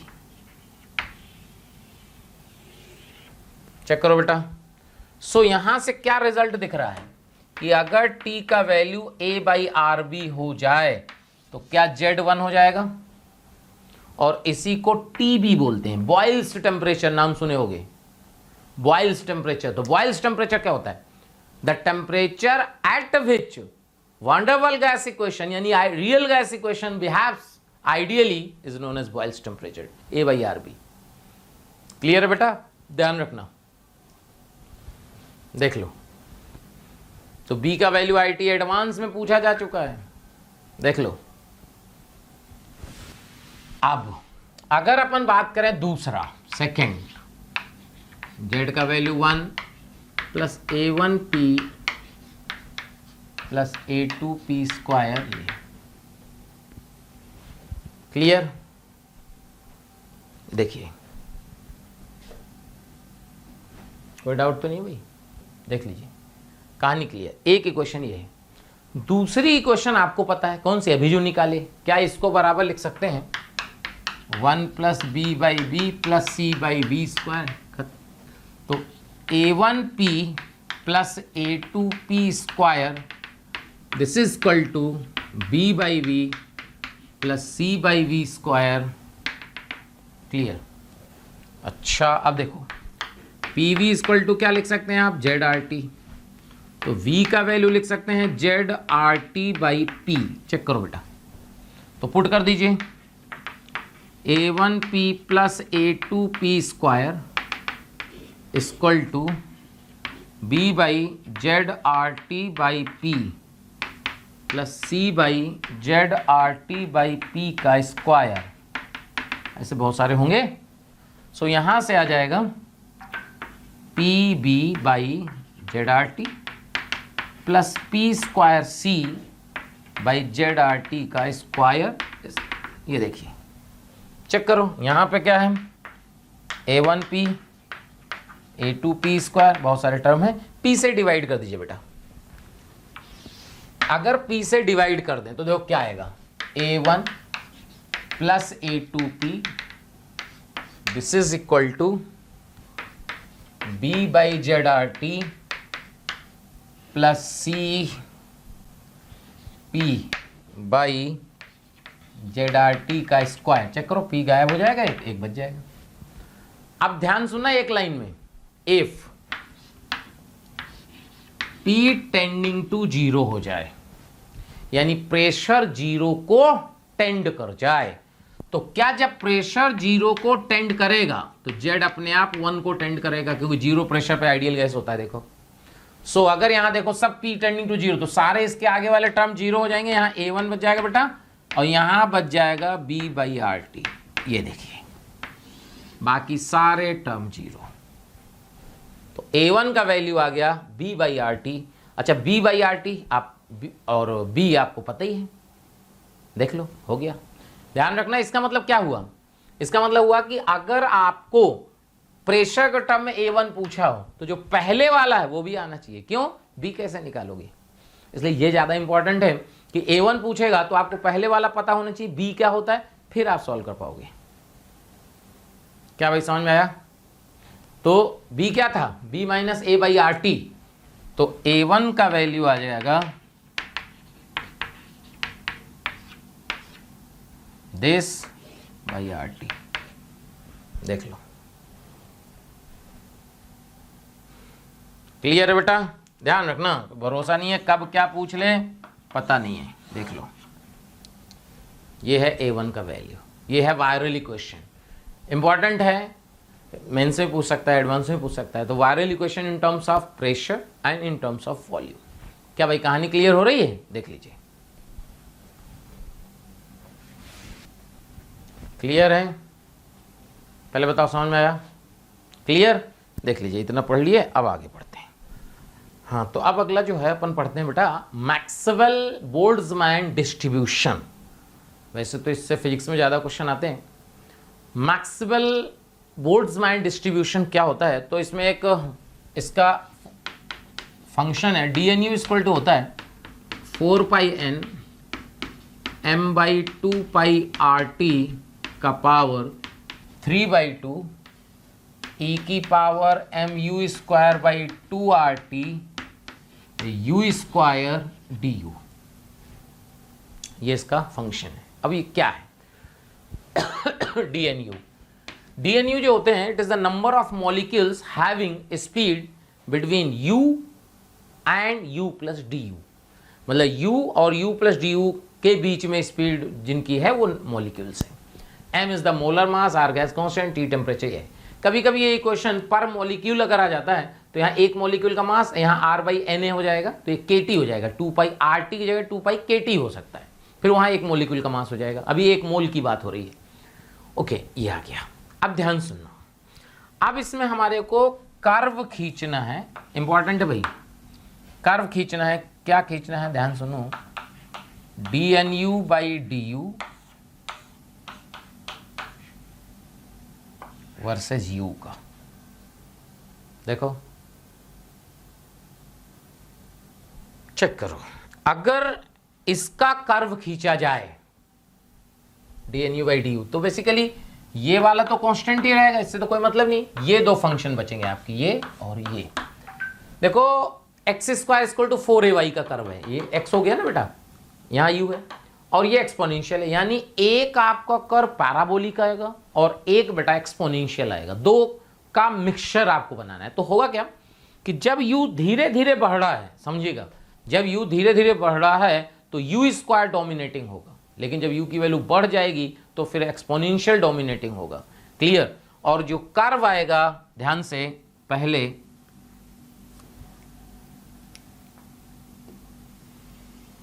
ऐसे x square equal to 4ay का ऐसा ही कर्व होगा, ध्यान रखना। यहां पे ये मैक्सिमम वैल्यू लेगा और उसके बाद ये एक्सपोनेंशियली डिक्रीज कर जाएगा, यानी कि यहां तक आप देखोगे तो ये कर्व जो है यहां तक पैराबोलिक होगा, पैराबोलिक, और ये वाला एक्सपोनेंशियल होगा। चेक करो, यानी पहले ग्राफ में पैराबोलिकली इंक्रीज होगा, देन एक्सपोनेंशियली डिक्रीज होगा। ध्यान रखना भाई, इसका इंपॉर्टेंट है। अच्छा, ये यहां पे क्या होता है, यहां पे क्या है, ये बेसिकली क्या है कि ये वेलोसिटी जो आएगी उसमें मैक्सिमम नंबर ऑफ मॉलिक्यूल्स हैं, तो इसीलिए ये जो यहां पे वेलोसिटी आती है ये होती है UMP। UMP का मतलब मोस्ट प्रोबेबल स्पीड। सो अगर हम ये बात, जो आपने फिजिक्स में काइनेटिक थ्योरी आप गैस में पढ़ा होगा ना, most probable speed, average speed, VRMS, पढ़ा है कि नहीं? पढ़े होगे बेटा थर्मोडायनेमिक्स में ना। तो वो जो आता है वहां तो क्या लोग क्या करते हैं फिजिक्स में कि फॉर्मूला लिखवा देते हैं कि ऐसे ऐसे आया। एग्जैक्टली में आया कहां से, वो यहां से आता है। देखिए कैसे, अगर हम कहें मोस्ट प्रोबेबल स्पीड का क्या होता है, मोस्ट प्रोबेबल स्पीड की डेफिनेशन आपको पता है ना, द स्पीड, क्या कहेंगे कि ऐसी स्पीड जिसमें maximum number of particles involve है। ठीक है, क्लियर? सो अगर यहां देखोगे, इसके लिए क्या अपन ये कहें कि d by d u of 1 by n dnu by d u को अगर हम 0 पुट कर दें, चेक करो, यानी बेसिकली इस पॉइंट पे dy बाई dx 0 पुट कर दिए। भाई स्लोप तो क्या है, देखो 0 स्लोप है, तो क्या है 0 स्लोप है, स्लोप 0, तो dy बाई dx क्या होगा 0। तो जब dy बाई dx आप 0 करोगे तो आप करके देख लेना, टेस्टेड हो तो आता ही है, तो ये यहां से आपका मोस्ट प्रोबेबल स्पीड आएगी। क्लियर है? u मोस्ट प्रोबेबल, अगर अपन ये देखें u मोस्ट प्रोबेबल कितनी आती है, याद है आपको?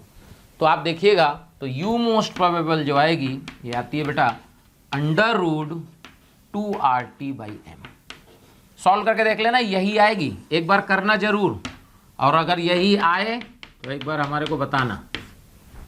क्या करना है, समझ में आ गया? डिफरेंशियल प्रोडक्ट का फर्स्ट इंटू सेकंड, प्रोडक्ट वाला डिफरेंशियल करना है। आप 0 पुट कर दीजिएगा, आ जाएगा, देख लीजिए। क्लियर? अब देखो, अब अगर अपने को वहां आप याद करो एवरेज स्पीड पढ़े होगे नहीं, average speed. So average speed क्या होती है, देखो अगर एवरेज स्पीड की बात करें, यहीं से आता है पूरा, क्या फॉर्मूला आता था, √8RT/πm, याद आ रहा है? सो अगर एवरेज स्पीड, मान लीजिए कि आपके पास बस बहुत सारे मॉलिक्यूल हैं, तो सबकी स्पीड अलग अलग है।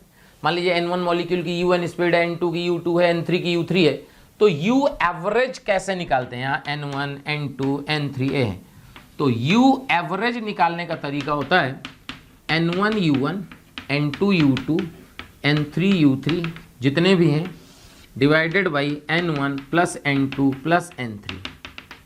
चेक करिए। अच्छा, N1 plus N2 some of moles या सम ऑफ मोलिक्यूल्स, तो क्या कहेंगे, टोटल हो गया capital N। N capital N बेटा जो है ना वो टोटल नंबर ऑफ मोलिक्यूल्स है, तो यहां से ये आ जाएगा 1/n।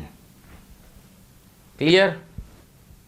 ठीक है। अच्छा, इसको अगर हमें इंटीग्रेशन फॉर्म में लिखना हो तो देखो N1 U1 N2 U2, तो क्या इसको ऐसे लिख सकते हैं U dNU। चेक करो, और यहां पे देखो, क्योंकि N1 U1 है तो एक को आपने फिक्स कर लिया और DNU को वेरिएबल बना लिया। ये तो फिजिक्स में पढ़ते होगे ना, स्ट्रिप काटने वाला वो फंडा, देख लो। अब DNU का वैल्यू रख दीजिए, तो जब आप DNU का ऊपर से वैल्यू उठा के रखोगे, देखो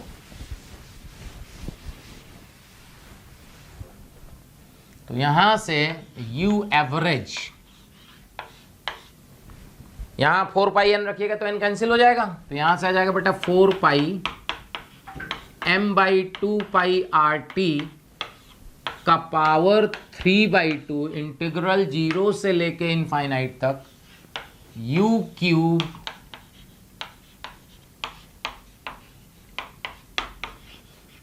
ये देखिए, चेक करो, और इसको बाई पार्ट्स में क्या करेंगे अपन, इंटीग्रेट करेंगे, तो यहां से U एवरेज का वैल्यू जो आएगा वो आएगा 8RT। ये आता है यहां से। अच्छा ध्यान सुनो, अब कहो कि इसमें क्या दिक्कत है, अपन रट लिए, रटने में कोई दिक्कत नहीं है। अगर आपको कह दिया कि एक हाइपोथेटिकल बोल्ट्जमैन डिस्ट्रीब्यूशन कर्व बना दिया और फिर पूछा, तो फिर आंसर गलत हो जाएगा। तो आपको इस तरह याद रखना, कभी कभी इसी फॉर्मूले के पूछ लेता है, you average, formula he option में दिया है यू एवरेज बना के, तब कैसे करिएगा देख लीजिए। तो यू एवरेज आ गया। अब इसके बाद आता है आपको VRMS, याद आ रहा है, रूट मीन स्क्वायर वेलोसिटी। तो ये कैसे निकालते हैं, वही अगर N1 मॉलिक्यूल की U1 स्पीड है तो याद करो कैसे निकालते थे, N1 U1 square plus N2 U2 square, ये देखिए divided by N1 plus N2 plus N3 का अंडर रूट। याद आया? आपने पढ़ा होगा अगर फिजिक्स में तो ये सब याद होगा बेटा, ये पार्ट फिजिक्स का है, मैं तो ऐसे पढ़ा दे रहा हूं कि भैया आपको कभी जरूरत पड़े तो याद रहेगा। देखो, तो कर सकते हैं हम इसमें VRMS स्क्वायर इक्वल टू, इसको इंटीग्रेशन फॉर्म में अगर लिखें तो लिख सकते हैं आप U स्क्वायर DNU इंटीग्रेशन 0 से इनफाइनाइट तक बाई n। ये देखो, तो यहां पे VRMS का वैल्यू आ जाएगा 4π m/2πRT का पावर 3/2 U³ e की power mu square by 2RT du। याद करो, सो VRMS का वैल्यू आ जाएगा 4π m/2πRT का पावर 3/2 इंटीग्रल 0 से इनफाइनाइट तक U³ e की power mu square by 2RT du का पावर हाफ। ऑप्शन में फॉर्मूला ही दिया होगा, जब ऑप्शन में फॉर्मूला दिया होगा, इतना बड़ा फॉर्मूला देख के बच्चा देखते ही छोड़ देगा, भाई छोड़ो ये क्या है, देख लो। क्लियर? तो आप समझो कैसे आता है, और फिर आप सॉल्व करिएगा तो आपने पढ़ा होगा कि V, आपने रटा होगा, पढ़ा तो नहीं है क्या, अंडर रूट 3RT/m। ये देखिए, क्लियर? ये है VRMS। क्लियर? देख लीजिए। अच्छा, फिर VRMS आप कंपेयर कर सकते हो कि V एवरेज, VRMS और V मोस्ट प्रोबेबल में बड़ा कौन है।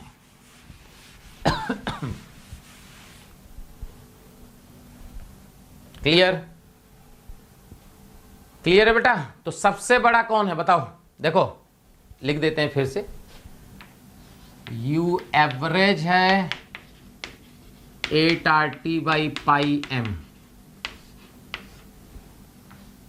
U मोस्ट प्रोबेबल है 2RT/m, और URMS है 3RT/m का अंडर रूट। चेक कर लो कौन बड़ा है बताओ। देखो ये 3.14 है तो समथिंग 2 से ज़्यादा आएगा और 3 से कम आएगा तो सबसे बड़ा है VRMS, फिर आपका है U average and then U most probable. ये देखो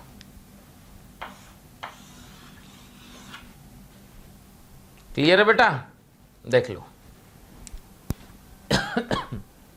ये देखो क्या बात समझ में आई, देख लीजिए। ये है आपका average speed, most probable speed कैसे निकालते हैं ये आपको समझ में आ गई होगी। फार्मूले तो रटने ही है, फार्मूले तो आपको याद ही होंगे, बट कभी इस तरह क्वेश्चन आ जाए तो अपने को कैसे करना है ये आइडिया लग जाएगा आपको। क्या भाई बात समझ में आ गई, क्लियर है? देख लीजिए, कोई दिक्कत हो तो आप ही बता दीजिए। पक्का क्लियर? अब इसके बाद बात जरा समझिएगा, अगला जो है टॉपिक है कोलिजन थ्योरी। तो कोलिजन थ्योरी अगर हम समझें कि यार ये है क्या, इसका यूज थोड़ा काइनेटिक्स में भी होता है, वैसे तो जनरली नहीं पढ़ते हैं लोग, लेकिन बुराई कुछ नहीं है पढ़ने में। देखो कोलिजन थ्योरी में क्या होता है कि मॉलिक्यूल जो कोलाइड करते हैं वो आपको एक मॉलिक्यूल तो दिखता नहीं, इनफाइनाइट मॉलिक्यूल्स तो ऐसा लगेगा कि एक मॉलिक्यूल के ऊपर दूसरा मॉलिक्यूल घूम रहा है। ये देखो, तो ये जो सिग्मा है बेटा, सिग्मा इसको बोलते हैं कोलिजन डायामीटर। ये है कोलिजन डायामीटर, ठीक है। अच्छा, एक जो है n स्टार इसमें यूज किया जाएगा, ये है n/v, यानी this is equal to number of molecules per unit volume, per unit volume, ध्यान रखिएगा। Clear? n is the total number of molecules. n क्या है? Total number of molecules. ये टोटल नंबर ऑफ मॉलिक्यूल्स हैं और v is the volume of the container. Okay, so अगर हम ये देखें कि, ध्यान सुनना, volume swept by the molecule, volume swept by the molecule in 1 second. 1 second में कंसीडर कर रहे हैं तो 1 सेकेंड में क्या ये U एवरेज के बराबर डिस्टेंस ट्रेवल कर लिया होगा मॉलिक्यूल। क्लियर बेटा? तो volume swept by the molecule in 1 second क्या इस सिलेंडर का वॉल्यूम हो जाएगा एक प्रकार से। क्लियर? तो volume swept by the molecule in 1 second equal to pi sigma square, h की जगह हो जाएगा U एवरेज। क्या भाई समझ में आया? चेक करो, क्लियर है? कोई डाउट हो तो बोल देना, गड़बड़ मत करना, ठीक है।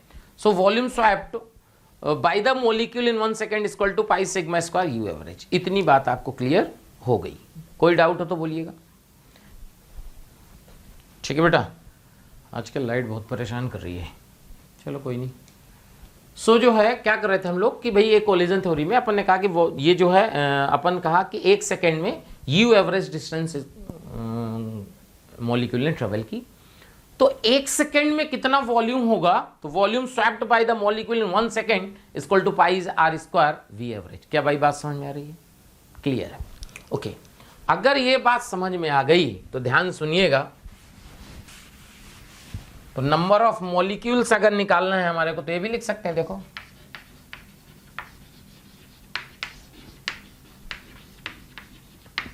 नंबर ऑफ मॉलिक्यूल्स क्या हो जाएगा, n स्टार इंटू वी। सो ये हो जाएगा n स्टार, v की जगह लिख सकते हो पाई सिग्मा स्क्वायर U एवरेज। ध्यान से अब एक बात समझिएगा, इसमें थोड़ा एजम्पशन लेते हैं।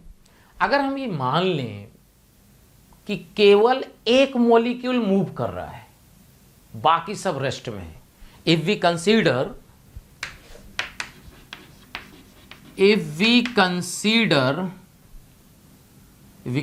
that only one molecule is in moving condition and rest are in rest. Rest are in rest. Clear? समझो, मतलब थ्योरेटिकल है, मतलब ऐसा हो नहीं सकता। एक मॉलिक्यूल मूव कर रहा है, बाकी रेस्ट में, यानी टोटल नंबर ऑफ मॉलिक्यूल्स हैं कैपिटल एन, तो एक मूव कर रहा है तो n-1 रेस्ट में हुए। तो ध्यान सुनना आप जो बोलने वाले हैं, number of collisions made by single molecule in 1 second. क्यों? जो मूव कर रहा है वही तो कोलाइड करेगा, बाकी तो रेस्ट में वो थोड़ी ना कोलाइड, उन पे कोलिजन होगा। समझो, तो अगर हम ये कहें number of collision made by single molecule in 1 second, सब 1 सेकेंड में चल रहा है मामला, इक्वल टू, अब सोचो, मान लो तुम्हारे पास 10 मॉलिक्यूल हैं, एक मूव कर रहा है 9 रेस्ट में, तो कितने कोलिजन होंगे भाई? एक मूव कर रहा है तो इससे टकराया, उससे टकराया, उससे, तो एनी कितने होंगे? 9 होंगे भाई। यानी बेसिकली इक्वल टू ये होना चाहिए n-1, that is equal to n। क्यों? अबे 1 की तो कोई, n तो बहुत बड़ा नंबर है भाई, ठीक है। यानी क्या हम इसको लिख सकते हैं, कितना आया? पाई sigma square u average n star, अभी निकाले थे, n याद करो, ये बात क्लियर करो, ये आया। लेकिन ऐसे सोचो, क्या ये प्रैक्टिकली पॉसिबल है? सोचो, मतलब कहने का, ध्यान से, बेसिकली ये बेटा थ्योरेटिकल है, थोड़ा सा समझ लोगे तो लास्ट में आपको रिजल्ट से आराम मिल जाएगा। But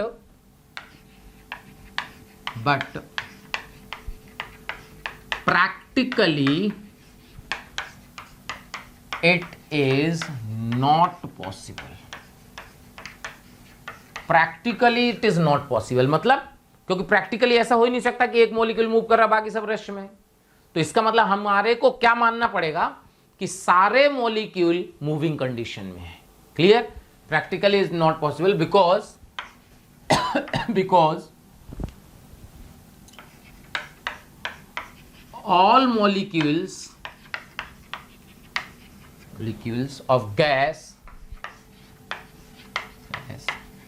are in moving condition, क्योंकि गैस को आप रोक थोड़ी ना सकते हो। तो इसका मतलब हुआ कि भाई अच्छा मूव कर रहे हैं तो कोलिजन भी सारे कर रहे होंगे। तो कैसे कोलिजन कर रहे होंगे? सोचो अपन क्या करते हैं बेटा, एक इसमें केस ले लेते हैं। केस कैसे कि एक मॉलिक्यूल मान लीजिए यू एवरेज से यहां आ रहा है, ये एक केस है जो हमने कंसीडर किया है, और एक मॉलिक्यूल जो है यू एवरेज से यहां आ रहा है। बहुत सारे केस हो सकते हैं, एक पर्टिकुलर केस ले लिए, यानी कंसीडर कर लिए ऐसा केस निकालने के लिए, थ्योरेटिकल है क्योंकि। जब ये कोलाइड करेगा तो एग्जैक्टली में जो यू नेट होगा ये इधर से जाएगा, देखो, तो यहां से यू नेट जो आ जाएगा वो √2 यू एवरेज होगा एग्जैक्टली में। यू एवरेज तो होगी नहीं, जब कोलाइड करेगा तो सीधे ऐसे जाएगा। अगर हम ये बात करें, ध्यान सुनना,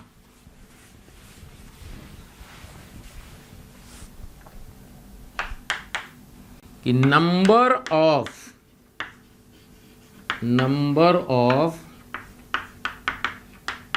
collisions made by single molecule in 1 second,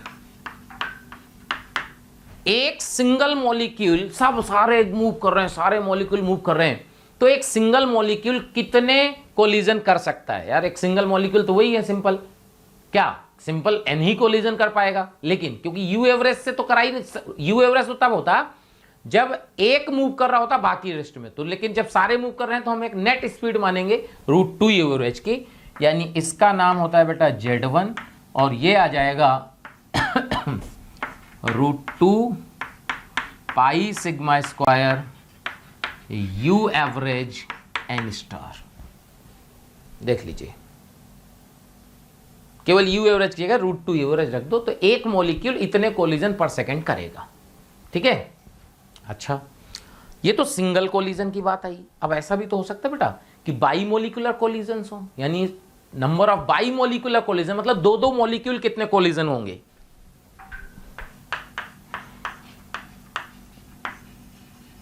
number of bimolecular collisions पर यूनिट टाइम, ठीक है, इक्वल टू क्या आ जाएगा सोचो। अब यार नंबर ऑफ बाईमोलिकुलर कोलिजन कितना होगा सोच के देखो। Number of bimolecular collision per unit time पर यूनिट वॉल्यूम भी कर देते हैं। Number of bimolecular collision per unit time पर यूनिट वॉल्यूम, तो सोचना, लॉजिक लगाते हैं भाई। Z1 जो है वो है number of collisions made by single molecule. Single molecule इतने कोलिजन कर रहा है एक सेकेंड में। अब करा बाईमोलिकुलर कोलिजन निकालो, पर यूनिट वॉल्यूम में निकालो। तो भाई सोचो कि पर यूनिट वॉल्यूम में जितने मॉलिक्यूल हैं वो मल्टीप्लाई कर दो एक कोलिजन से, तो टोटल कोलिजन्स आ गए, और बाईमोलिकुलर बाई 2 कर दो।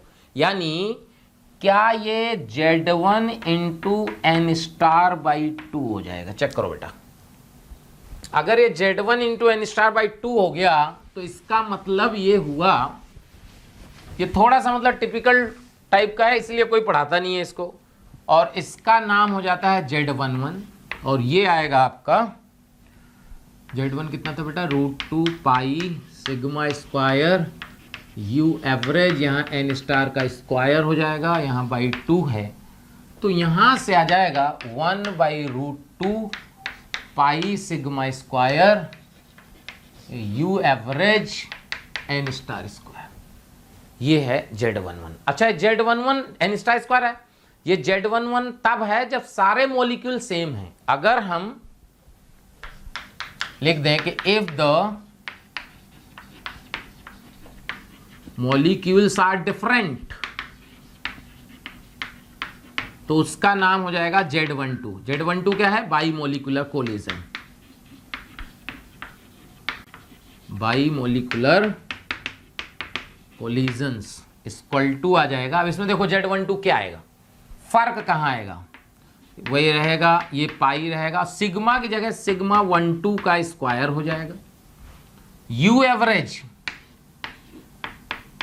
8, U एवरेज कितना था याद करो, 8RT बाई पाई एम ना, तो 8RT बाई पाई यहाँ म्यू हो जाएगा। अभी बताएंगे क्या है, यहाँ N स्टार 1 N स्टार 2, ये देखो अलग अलग मॉलिक्यूल 1 2 ले लिए। अब ये जो म्यू है नीचे आया, इसको बोलते हैं बेटा रिड्यूस्ड मास, फिजिक्स में पढ़ाते हैं सब। सो 1 म्यू का वैल्यू होता है 1/m1 प्लस 1/m2। ये देखो, ये है रिड्यूस्ड मास। ये देखिए, ये है बाईमोलिकुलर कोलिजन। अब अगर आपको याद हो, देखो इसको लिंक करते हैं केमिकल काइनेटिक्स से। केमिकल काइनेटिक्स में ये सब एडवांस में पूछेगा, और हो सकता है मेंस में पूछ लेता है, वैसे आया है एक बार क्वेश्चन, बताएं क्या आया था। क्या होता है कि केमिकल काइनेटिक्स में याद करो, K का वैल्यू होता है A e⁻⁻ याद आ रहा है, आर्हीनियस इक्वेशन। और आपको बताया गया था कि जो ये A है और ये EA है, ये बेटा टेम्परेचर का फंक्शन होता है। लेकिन हम जब सॉल्व करते हैं तो मान लेते हैं कि टेम्परेचर से इंडिपेंडेंट है, कांस्टेंट है, लेकिन एग्जैक्टली में ये देखोगे तो टेम्परेचर का फंक्शन होता है। तो जो A होता है ना, वो होता है Z इंटू P। Z होता है कोलिजन फ्रीक्वेंसी, P होता है स्टेरिक फैक्टर। तो Z जो होता है वो ये है, कहां गया ये देखिए, चेक करो, ये देखो टेम्परेचर का फंक्शन, समझ में आया, क्लियर। ये है आपका कोलिजन फ्रीक्वेंसी, देख लो, number of collision per unit time, collision frequency तो है, देख लीजिए। तो ये है कोलिजन थ्योरी। अब इसमें एक और टर्म आता है मीन फ्री पाथ। समझिए जरा कि मीन फ्री पाथ क्या होता है।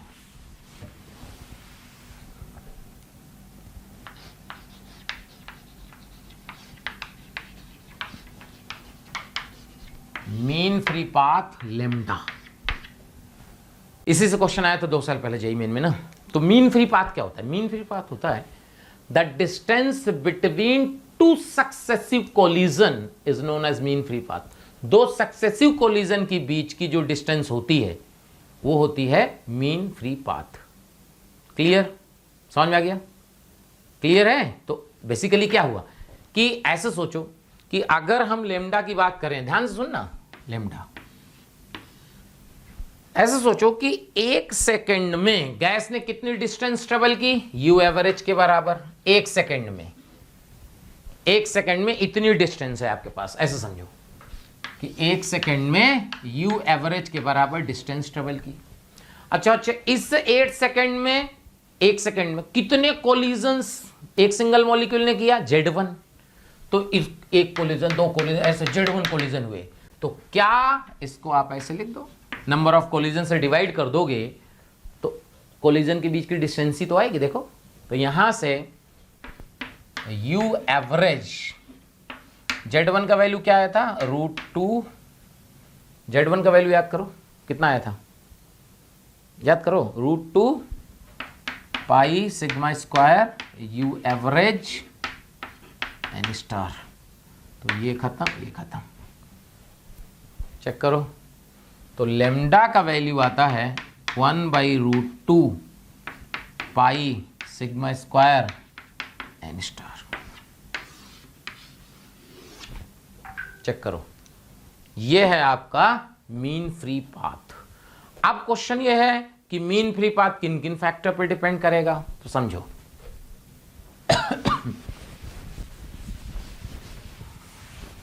तो अपन क्या करते हैं, देखो पूरी पढ़ते हैं। Variation of Z1, Z11 and lambda with temperature, pressure and volume. ये देखो, यानी इन सब का जो है टेम्परेचर, प्रेशर से क्या रिलेशन होगा वॉल्यूम से, ये पढ़ेंगे। क्लियर बेटा? सो देखो, PV equal to nRT, P का value N/VRT। Number of moles per unit volume, क्या जो number of moles per unit volume होंगे वही रिलेशन आएगा number of molecules per unit volume में। यानी इसको हम N स्टार की तरह समझ लें, तो क्या जो N स्टार है, चेक करना बेटा, चेक करो, N/V, यहाँ P/T का द्वार कांस्टेंट है, तो N star directly proportional to क्या होगा? P/T के। क्लियर? अब देखो Z1 आया था √2 pi sigma square U average N star. तो देखो Z1 इक्वल टू, देखो ये सब कांस्टेंट है। यू एवरेज याद करो, यू एवरेज था √8RT/πm, तो बाकी कांस्टेंट है √T बचेगा। यानी ऐसे सोचो कि Z1 प्रोपोर्शनल टू √T और N star proportional to P/T, यानी Z1 प्रोपोर्शनल टू P/√T। ये देखो, देखना, if temperature equal to constant then Z1 proportional to P। Check करो, टेम्परेचर कांस्टेंट है, आ गया।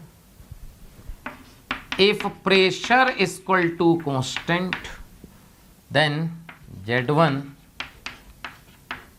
ये देखो,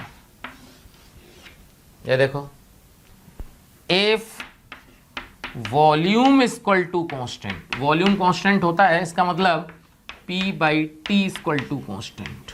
ये देखो,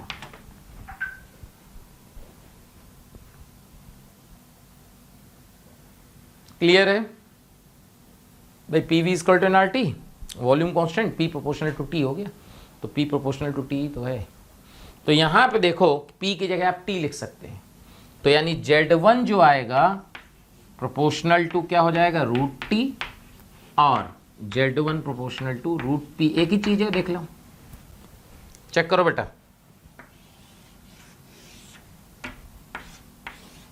इससे क्वेश्चन बनेगा थ्योरेटिकल, देख लो, प्रेशर को डबल कर दिए, कोलिजन थ्योरी, कोलिजन फ्रीक्वेंसी में क्या फर्क पड़ेगा, यहां से आएगा।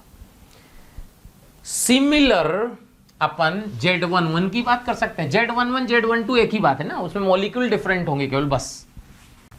अगर हम Z11 की बात करें तो Z11 क्या निकाले थे, याद करो, क्या आया था, जल्दी बोलो, क्या आया था, 1/√2 पाई सिग्मा 12 स्क्वायर